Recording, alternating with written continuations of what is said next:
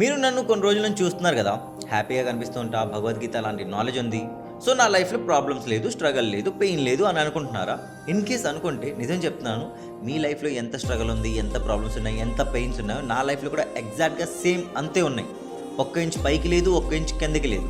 But నాకు chapter 3 shlok number 41 చాలా బాగా తెలుసు. దీనిలో శ్రీకృష్ణుడు చెప్తున్నారు, పార్థ, నీ డిజైర్స్కి నీ ఇంద్రియాలు స్లేవ్స్ అంటే బానిసలు. దానివల్ల నీ మనసు, నీ బుద్ధి, నువ్వు కూడా అదే డిజైర్స్కి స్లేవ్ అన్నమాట.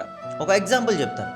ఒక మనిషి అనుకుంటున్నారు వాడు సిగరెట్ తాగితే వాడి టెన్షన్స్ తగ్గిపోతాయని. సో ఒకరోజు భారత్ బంద్ అనమాట. ఒక మనిషికి సిగరెట్ తాగాలనిపించింది. సో ఊరు మొత్తం తిరిగాడు. ఒక 1-2 అవర్స్ తర్వాత వాడికి ఒక సిగరెట్ దొరికింది. ఆ సిగరెట్ తాగినప్పుడు వాడికి కొద్దిగా ఆనందంగా ఉంది. బట్ సిగరెట్ అయిపోయిన తర్వాత వాళ్ళ లైఫ్లో ఒక్క ఇంచ్ ప్రాబ్లం కూడా తగ్గలేదు. మేబీ కొంతమంది చెప్తారు, బ్రో సిగరెట్ తాగడం వల్ల ఆ ప్రాబ్లమ్స్కి ఎలా తట్టుకోవాలో దాని గురించి ఐడియా వచ్చిందని. బట్ బ్రో, ఆ ఐడియా కోసం నీ లోపల ఒక బ్యాడ్ హ్యాబిట్ జనరేట్ అయింది. అది నువ్వు ఆలోచించట్లేదే.